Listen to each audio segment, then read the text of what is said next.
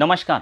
हे बघा रिझल्ट जो आहे तो शॉकिंग लागलेला आहे. म्हणजे 177 हा जो क्वालिफाइंग क्रायटेरिया आहे, तर तो कॅटेगरीचा आहे आणि 213 ओपन. म्हणजे असं वाटलंही नव्हतं. म्हणजे सोशल मीडियावर बऱ्याच मुलांनी हायर स्कोरवाल्या मुलांनी काहीच त्यांचं जे स्कोअर आहे, तर तो लीक केलेला नव्हता आणि हायर स्कोरला जास्तीत जास्त मुलं आलेले आहे. म्हणजे एक डाटा एनालिसिस करताना एक लक्षात आलं, की समजा 358 मार्क आहे आणि 357 मार्क आहे. तर या दरम्यान जवळपास 3000 विद्यार्थी आहे. म्हणजे एका मार्कावर 2 ते 3000 विद्यार्थी आलेले आहे. तर ते थोडा डाटा जो आहे तर तो वाढत वाढत चाललेला आहे खालच्या खाली. म्हणजे 500च्या खाली आपण जेवढं येऊ तर तेवढा डाटा इन्क्रीज झालेला आहे तो. आता विषय येतो की कट ऑफचा. तर एक लक्षात घ्या, तुम्ही जे कट ऑफ पाहून राहिले सध्या यूट्यूबला असेल, इन्स्टावर असेल, अजून कुठं असेल, तर फक्त रँकवरून 100% कट ऑफ प्रेडिक्ट नसतो करतायत. तर त्यामुळं बरेच लोक समजा व्ह्यूज वाढवण्यासाठी कट ऑफ प्रेडिक्ट करतात आणि जे काय समजा काही लोक आहेत की पेड मेंबरशिप जॉईन करून घेण्यासाठी सुद्धा कट ऑफ जो आहे तर तो प्रेडिक्ट करतात. पण आता एक स्पष्ट बोलतो तुमच्यासोबत, आपल्याला महाराष्ट्राचा जो कट ऑफ आहे तर तो जोपर्यंत महाराष्ट्रामध्ये मुलं किती आहे तर हे समजत नाही, तर तोपर्यंत महाराष्ट्राचा कट ऑफ प्रेडिक्ट करता येणं एवढं सोपं नाही.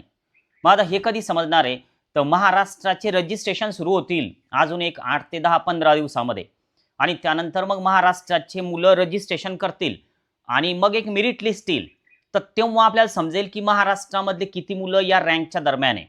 म्हणजे सध्या आता तुम्ही जे पाहताय की 90,000 रँक आहे आणि त्याचा स्कोअर एवढा आहे किंवा मग 365 वाल्याची एवढी रँक आहे. तर ही रँक पूर्ण भारतामधून आहे आणि आपली जी खरी कॉम्पिटिशन आहे तर ती महाराष्ट्राच्या मुलासोबत असणार आहे. कट ऑफ वाढणार, वाढण्याबद्दल नाही. पण एक लक्षात ठेवा, की कट ऑफ जो आहे तर तो सध्या रँकवरून असं वाटून राहिलं, की एम-बी-बी-एसमध्ये मागच्या वर्षीपेक्षा साधारण एक 25 ते 30 मार्क म्हणजे गव्हर्नमेंट असेल किंवा प्रायव्हेट असेल, 20, 25, 30 मार्क वाढू शकतात मागच्या वर्षीपेक्षा. आणि तेच जर का आपण बी-एम-एसचा विचार केला, तर त्याची दुप्पट इन्क्रीज होईल. म्हणजे थोडक्यात बी-एम-एससाठी 40 ते 50 मार्क, 60 मार्कापर्यंत पण कट ऑफ वाढण्याचे चान्सेस वाटतायत. पण हे फक्त प्रेडिक्शन आहे आणि मी तुम्हाला अगोदर पण बोललो, की ऑल इंडिया रँकवरून 100% प्रेडिक्शन करणं एवढं सोपं नाही. कोणालाच सोपं नाही. मग आता त्यामुळं आपल्याला प्रेडिक्शन जेव्हा करायचं आहे, तर ते केव्हा होईल? 100%, 99% प्रेडिक्शन केव्हा होत असतं? जेव्हा मेरिट लिस्ट येते. खरी कॉम्पिटिशन आपल्याला तेव्हा कळणार आहे. तर त्यामुळं आतापासून पॅनिक होऊन मग आता कसं करायचं, काय करायचं? तर त्यापेक्षा एक थोडा वेट करा.